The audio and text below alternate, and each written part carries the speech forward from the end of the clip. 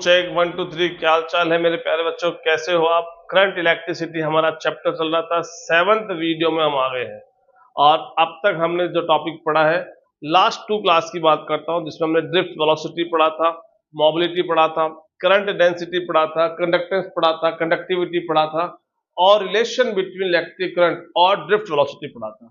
आज हम इस पे कुछ क्वेश्चन करेंगे, यानी आज का जो वीडियो रहेगा वो केवल क्वेश्चंस पे रहेगा। ठीक है, शुरू करते हैं। ये देखो पहला क्वेश्चन है, ये कह रहा है मेटेलिक वायर, जेई 2022 का पीवाईक्यू है। Metallic wire of identical dimensions are connected in series. तो आइडेंटिकल डायमेंशंस का मतलब क्या हुआ कि दोनों वायर है जिनकी लेंथ सेम है और दोनों का ही एरिया भी क्या है आपका सेम है। एक मिनट,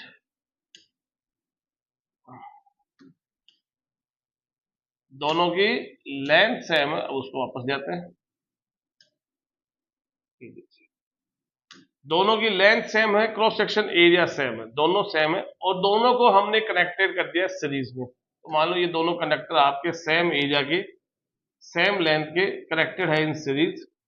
ठीक है, if sigma 1 and sigma 2 are the conductivities of these wire respectively, the effective conductance of the combination, वो हमें निकालना है, यानी इसका इफेक्टिव कंडक्टेंस निकालना। तो ऐसे क्वेश्चन में हम क्या करेंगे, ये देखो दोनों सीरीज में लगे हुए हैं। अब आप सबको पता है कि सीरीज में अगर दो कंडक्टर लगे होते हैं तो उनका रेजिस्टेंस का फॉर्मूला क्या बनता है, R1 प्लस R2। और अब R1 की बात करें पहले वाले की, तो देखो इसकी अगर मैं कंडक्टिविटी की बात करता हूं, इसको मुझे पहनना पड़ेगा वरना टच होगा बार बार में। देखो R1 की बात करता हूं तो वो होता है फॉर्मूला रो L अपॉन ए, इसके लिए भी रो L अपॉन ए। अब ऐसे क्वेश्चन के हिसाब से लेंथ और एरिया दोनों का सेम है, बस इनकी कंडक्टिविटी डिफरेंट है। अब हमने इसी चैप्टर में पढ़ा है कि जो कंडक्टिविटी है वो एक्चुअल में क्या होती है, 1 अपॉन रेजिस्टिविटी होती है। अब कंडक्टिविटी डिफरेंट है मतलब रेजिस्टिविटी भी डिफरेंट होगी। तो पहले की लेट सिग्मा 1 और दूसरे की सॉरी रो 1 और रो 2। अब आते हैं दूसरे पे। अब जो रेजिस्टेंस इक्विवेलेंट निकालोगे आप, उसका फॉर्मूला क्या हो गया कि टोटल आर की जब बात होगी तो टोटल लेंथ अब दोनों की काउंट होगी, यानी L प्लस L 2L होगा। लेकिन अगर जब कंबाइन करेंगे तो क्रॉस सेक्शन एरिया तो दोनों का सेम ही रहेगा, यानी इस पूरे कंबाइन क्रॉस सेक्शन एरिया उतना ही रहेगा जितना इंडिविजुअल का है। तो एरिया आपका ए आएगा, लेंथ आपकी डबल हो गई है क्योंकि पूरा एक साथ दोनों वायर काउंट हो रहे हैं इक्विवेलेंट के अंदर। और इसकी जो रेजिस्टिविटी आएगी वो आएगी उन दोनों का इक्विवेलेंट हम लेंगे, रो इक्विवेलेंट। अब यहां से आप देखो कि रो 1 का फॉर्मूला क्या बन जाएगा, 1 अपॉन सिग्मा 1। जब 2 है तो 1 अपॉन सिग्मा 2 बन जाएगा और ये बन जाएगा 1 अपॉन कंडक्टिविटी इक्विवेलेंट। रो क्या हो गया, 1 अपॉन कंडक्टिविटी, रेजिस्टिविटी क्या हो गया, 1 upon conductivity equivalent 2L upon A, और यहां भी 1 upon rho 1 L upon A plus 1 upon rho 2 L upon A. तो यहां से आप देखोगे दोनों तरफ L आपका कॉमन आएगा, L कॉमन आने से ये वाला L कैंसिल हो जाएगा। इधर नीचे दोनों तरफ A डिवाइड में कॉमन आएगा, वो जो डिवाइड का A कॉमन आया है वो A इस वाले से कैंसिल हो जाएगा। तो हमारे पास बचा 2 upon conductivity equivalent is equal to 1 upon conductivity 1 plus 1 upon conductivity 2। अब इसका आप एलसीएम लोगे, एलसीएम आपका ये आएगा, फिर ऊपर क्या आएगा 2 प्लस सिग्मा 1 आ जाएगा और ये 2 अपॉन सिग्मा इक्विवेलेंट रहेगा। अब जैसे मैं इसको क्रॉस मल्टीप्लाई करूंगा तो 2 से कौन मल्टीप्लाई होगा, ये मल्टीप्लाई होगा, 2 से तो ये मल्टीप्लाई होगा और डिवाइड में क्या आएगा सिग्मा 1 प्लस सिग्मा 2। तो इस हिसाब से मेरा ऑप्शन नंबर कौन सा आ गया, बी करेक्ट आ गया है। ठीक है, चलो भाई आगे चलते हैं। In a uniform straight wire conduction electron move along the plus X axis. तो ये आपकी पॉजिटिव एक्स एक्सिस मान लो और ये कह रहा है कि जो इलेक्ट्रॉन है वो पॉजिटिव एक्स में दौड़ रहा है, सॉरी इधर दौड़ रहा है, यानी इलेक्ट्रॉन का जो मोशन है वो पॉजिटिव एक्स में हो रहा है। अब आप सबको पता है कि इलेक्ट्रॉन जिस डायरेक्शन में दौड़ते हैं एक्चुअल में करंट उसके ऑपोजिट फ्लो होती है। इलेक्ट्रॉन जिस डायरेक्शन में दौड़ते हैं करंट उसके ऑपोजिट फ्लो होती है। तो करंट आपकी इस डायरेक्शन में फ्लो होगी, मतलब नेगेटिव एक्स में फ्लो होगी। अच्छा, अब करंट आपकी नेगेटिव एक्स में होगी, क्वेश्चन कह रहा है इलेक्ट्रिक फील्ड। तो देखो इलेक्ट्रॉन दौड़ेगा हमेशा प्लस की तरफ, और रिपेल किससे होगा, माइनस तरफ। तो इलेक्ट्रॉन हमेशा इलेक्ट्रिक फील्ड के ऑपोजिट ही फ्लो होता है, तो इलेक्ट्रिक फील्ड भी आपका किधर है, नेगेटिव एक्स में बनेगा, तभी इलेक्ट्रॉन पॉजिटिव एक्स में जाएगा। और दूसरा, करंट जिस डायरेक्शन में बनती है उसी डायरेक्शन में आपने लिखाया था मैंने कि उसकी करंट डेंसिटी भी उसी डायरेक्शन में काउंट होती है। तो आपका इलेक्ट्रिक फील्ड भी नेगेटिव एक्स में है और इलेक्ट्रिक फील्ड भी नेगेटिव एक्स में है, तो ऑप्शन क्या आ गया, बी आपका करेक्ट आ गया। सीबीएसई 24 का इजी क्वेश्चन था पर डायरेक्शन पे डिपेंडेंट था। चलिए भी अगला क्वेश्चन, ये भी सीबीएसई का है। इसमें देखो दे रखा है 5 volt potential difference is applied across the length of 1 metre. तो वायर की लेंथ आपको क्वेश्चन में गिवन है, दैट इज 0.1 मीटर। ठीक है, the drift speed velocity given है आपको, जो वैल्यूज गिवन है वो लिखते जाओ, ये लिख दिया मैंने, मीटर पर सेकंड आ गई। इसके बाद पोटेंशियल भी गिवन, ऊपर 5 वोल्ट गिवन है। ठीक है, इफ द इलेक्ट्रॉन डेंसिटी वो होता है small N, number density small N की वैल्यू रखी है आपकी 8 × 10⁻28 मीटर इनवर्स क्यूब। अब रजिस्टिविटी निकालनी, आ जाइए भाई। अब देखो ये सब चीजें से रजिस्टिविटी हम कैसे निकालेंगे, एल है एन है, तो देखो एक फॉर्मूला तो आपने देखो रिलेशन पढ़ा NEAVD। अगर मैं ये वाला फॉर्मूला यूज करता हूं तो चलो VD है, एरिया क्वेश्चन गिवन नहीं है, ई हमें पता चलो एन गिवन है और आई हमारे पास नहीं गिवन है। तो हम क्या करते हैं, मुझे यहाँ क्या समझ में आ रहा है कि मैं ये करता हूँ कि मैं रजिस्ट्री आर वाला फॉर्मूला ये बेसिक वाला यूज करता हूँ, रो एल अपॉन ए वाला यूज करता हूँ। अब वी गिवन है तो मैं क्या कर रहा हूँ, इस आर को by Ohm's law V upon I में डिवाइड करता हूँ, क्यों वी तो गिवन है और आई मेरे पास जो आएगा उसमें NEAVD, ठीक है, उसमें ड्रिफ्ट वेलोसिटी आ जाएगी, तो मैं उसको यूज कर लूंगा रो एल अपॉन ए।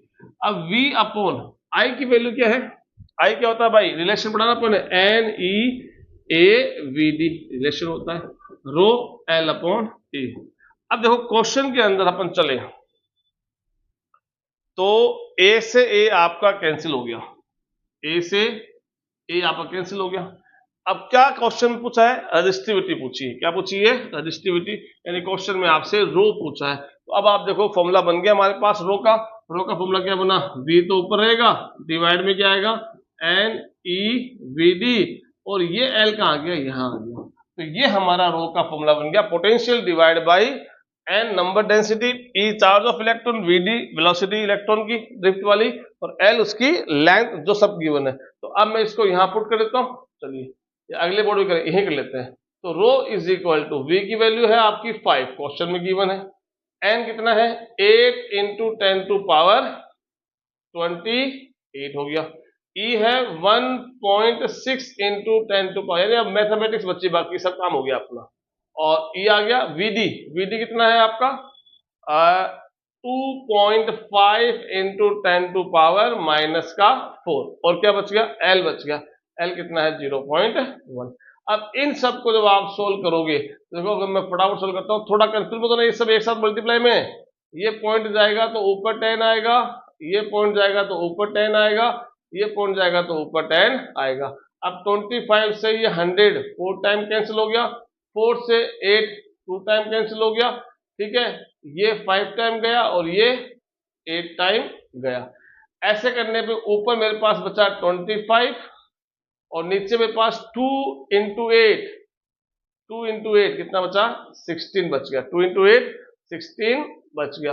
और पावर देखें तो प्लस का 28, माइनस का 19, माइनस का 4, तो माइनस का 23 और प्लस का 28, तो माइनस का कितना हो गया, माइनस का प्लस का 10 टू पावर प्लस का 5, वो ऊपर जाएगा तो 10 टू पावर माइनस का 5 बन जाएगा, ठीक है, ये हमारे पास। अब इसको आप जब सोल्व करोगे तो आपका 1.56 जो आपसे गिवन है वो आपका ओम मीटर में आंसर आ जाएगा।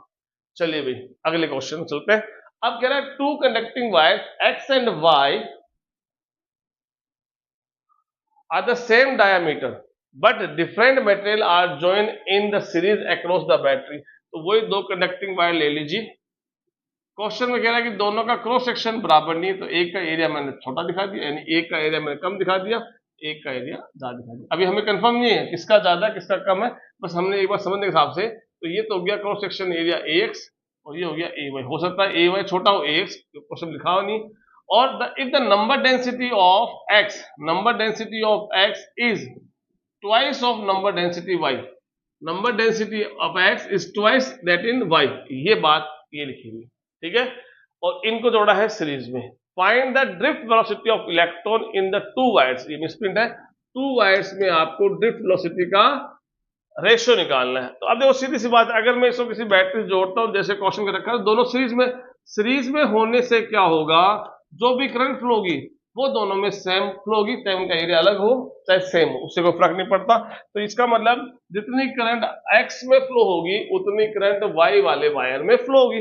अब फॉर्मूला पर चलते हैं कि I = V/R यूज नहीं करना है, यहाँ पे क्वेश्चन के हिसाब से हमें ड्रिफ्ट वेलोसिटी का रेशियो निकालना है, नंबर डेंसिटी गिवन है, तो हम क्या करेंगे, फॉर्मूला NEAVD यूज करेंगे।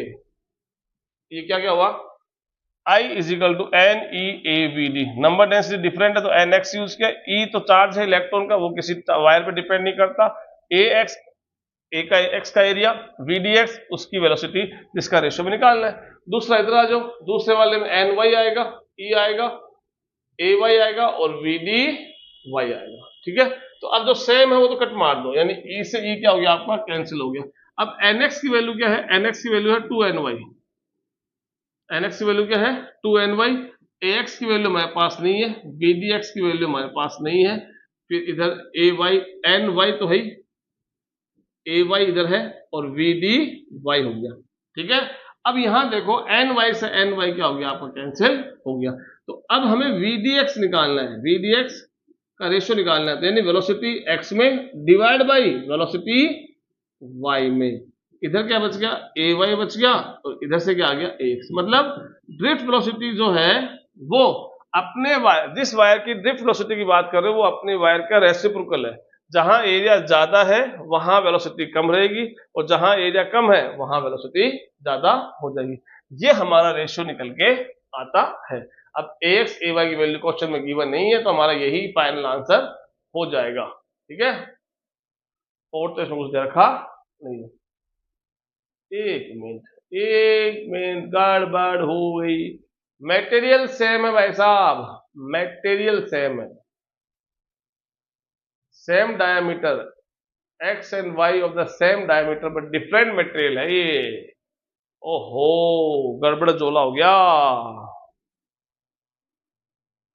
नहीं ज्यादा नहीं सोचना, देखो यहाँ पे इसका मतलब सेम डायमीटर है तो एरिया भी सेम आएगा, सेम डायमीटर है तो एरिया भी सेम आएगा, इसलिए AX से AY कैंसिल हो जाएगा और ये जो 2 है वो डिवाइड में आएगा।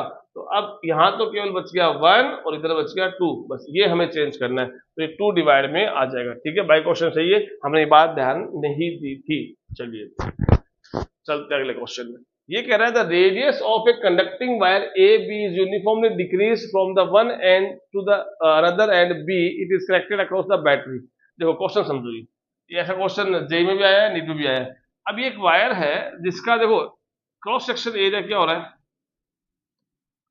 ये वायर है जिसका क्रॉस सेक्शन एरिया डिस्टेंस के साथ डिक्रीज हो रहा है। जैसे आप A से B जा रहे हैं, कह रहा है A से B आप जब जा रहे हैं तो इसका जो क्रॉस सेक्शन एरिया है वो क्या हो रहा है, डिक्रीज होता हुआ जा रहा है, ठीक है। इस केस में हमसे क्या कह रहा है, इस सिचुएशन हमसे क्या बात कर रहा है, ये कह रहा है कि अगर हम क्या कर दें कि अगर ये कनेक्ट है, अगर मैं यहां से यहां जाता हूं, B तक जाता हूं, A से B तक, तो मेरा इलेक्ट्रिक फील्ड जो बन रहा है उस पर क्या फर्क पड़ेगा, करंट डेंसिटी पे क्या फर्क पड़ेगा और मोबिलिटी पे क्या फर्क पड़ेगा, ये बात करनी। अब देखो ऐसे क्वेश्चन जब भी सोल्व करते हैं तो किसका आपसे पूछा है फर्क है कि एरिया का चेंज होने पे, यानी एरिया के चेंज होने पे इलेक्ट्रिक फील्ड पे क्या फर्क पड़ेगा, मोबिलिटी पे क्या फर्क पड़ेगा और करंट डेंसिटी J पे क्या फर्क पड़ेगा, ये पड़ेगा। तो अब हम क्या करेंगे, हम एक ऐसा फॉर्मूला लेके आएंगे एरिया का इलेक्ट्रिक फील्ड के साथ में, एरिया का मोबिलिटी के साथ में और एरिया का J के साथ में, कि उस फॉर्मूले में ये दोनों होने चाहिए और इनके अलावा जो भी फिजिकल क्वांटिटी है वो इस सिचुएशन में कांस्टेंट रहनी चाहिए। जैसे अगर मैं बात करूं तो यहां से यहां जो भी करंट जाएगी, अब यहां पे जरूर इनका क्रॉस सेक्शन एरिया चेंज हो रहा है और क्रॉस सेक्शन एरिया चेंज होने से आपको पता है, क्रॉस सेक्शन एरिया चेंज होने से रेजिस्टेंस सेम नहीं आ रहा, रेजिस्टेंस क्या हो रहा है, यहाँ आपका कम है, फिर एरिया जैसे कम होगा रेजिस्टेंस बढ़ेगा, तो इस वाले पोर्ट रेजिस्टेंस ज्यादा मिलेगा, इसका और ज्यादा, इसका और ज्यादा, इसका और ज्यादा, इसका ऐसे बढ़ता रहेगा। अब रेजिस्टेंस डिफरेंट है लेकिन सारे हैं किसमें, सीरीज में।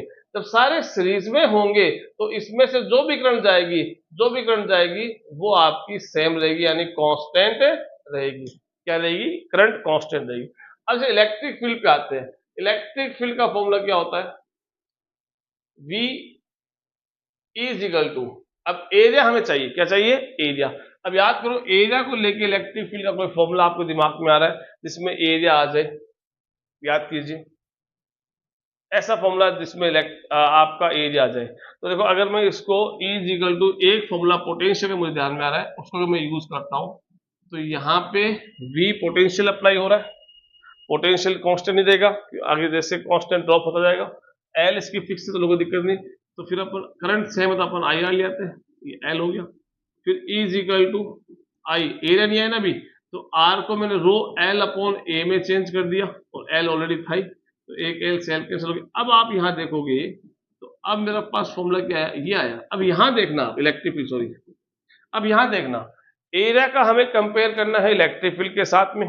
क्वेश्चन में एरिया चेंज हो रहा है और एरिया चेंज होने पे इलेक्ट्रिक फील्ड पे क्या फर्क पड़ रहा है वो दिखा रहे हैं। तो इलेक्ट्रिक फील्ड एरिया तो आगे। अब दो क्वांटिटी कौन सी आई है, आई। सीरीज में क्या होता है, करंट सेम होती है तो आई सेम रहेगा, एरिया चेंज होगा तो करंट पे कोई नहीं फर्क पड़ेगा, तो ये इस रिलेशन में कांस्टेंट हो गया। रो क्या होती है, रेजिस्टिविटी होती है, वो नेचर ऑफ मटेरियल पे डिपेंड करती है, क्रॉस सेक्शन एरिया पे डिपेंड करती नहीं है। तो मेटेरियल तो पूरा वही है, मटेरियल तो वही है ना, तो यहाँ पे रो भी चेंज नहीं हो रहा और करंट भी चेंज नहीं हो रही, तो यहाँ ई जो है वो एक तरह से एरिया के इनवर्सली प्रोपोर्शनल हो गई है। तो जैसे जैसे एरिया कम होता जाएगा इलेक्ट्रिक फील्ड जो है वो आपका बढ़ता जाएगा। एक बात तो ये आ गई, ठीक है। इसको आप ऐसे करो, नोट कर लो, यहीं से स्क्रीनशॉट ले लो इसका, मैं यहीं इसका सेकंड पार्ट सोल्व करता हूँ, बोर्ड चेंज नहीं करते हैं, क्वेश्चन अपने पास यहीं रखा हुआ है। चलिए भाई, अब किसकी बात हो रही है, मोबिलिटी की। अब मोबिलिटी का फॉर्मूला आप सबने पढ़ा है, Vd अपॉन E होता है। अब यहाँ पे हमें क्या करना पड़ेगा, ड्रिफ्ट वेलोसिटी तो आएगी नहीं, Vd की वैल्यू क्या होती है, E2 अपॉन m और फिर E आ गया। अब E से E कैंसिल हो गया। अब यहाँ पे आप देखो फॉर्मूला क्या आया, ये आया। अब ये आप देख रहे हो कि अब ये सब चीजें कांस्टेंट है, जब A से B जाएगा तो क्या होगा, यहाँ पे सब चीजें क्या है, कांस्टेंट है, तो मेरे हिसाब से मोबिलिटी पे कोई फर्क नहीं पड़ेगा, मोबिलिटी आपकी कांस्टेंट की कांस्टेंट रहेगी, क्योंकि ये एरिया पे डिपेंडेंट नहीं है। ऐसा एक्सप्रेशन नहीं बन रहा है जिसमें एरिया का रिलेशन हम इसके साथ शो कर सके, ठीक है, तो ये कांस्टेंट रहेगा। तीसरा कौन सा है आपका, J। अब J तो इजी हो गया, J इक्वल टू क्या होता है, I अपॉन A होता है, तो I तो हम कह रहे हैं कि सीरीज में है, सीरीज में क्या है, कांस्टेंट है, तो J भी क्या हो गया, एरिया के साथ इनवर्सली हो गया, तो ये क्या होगा, एरिया कम होगा तो J की वैल्यू क्या होगी, आपकी डिक्रीज होगी, ठीक है। तो इलेक्ट्रिक फील्ड डिक्रीज होगा, इलेक्ट्रिक फील्ड इंक्रीज होगा, A से B जब आओगे तो एरिया कम हो रहा है, इलेक्ट्रिक फील्ड इंक्रीज होगा, एरिया कम हो रहा है तो करंट डेंसिटी इंक्रीज होगी, मोबिलिटी आपकी कांस्टेंट बनी रहे।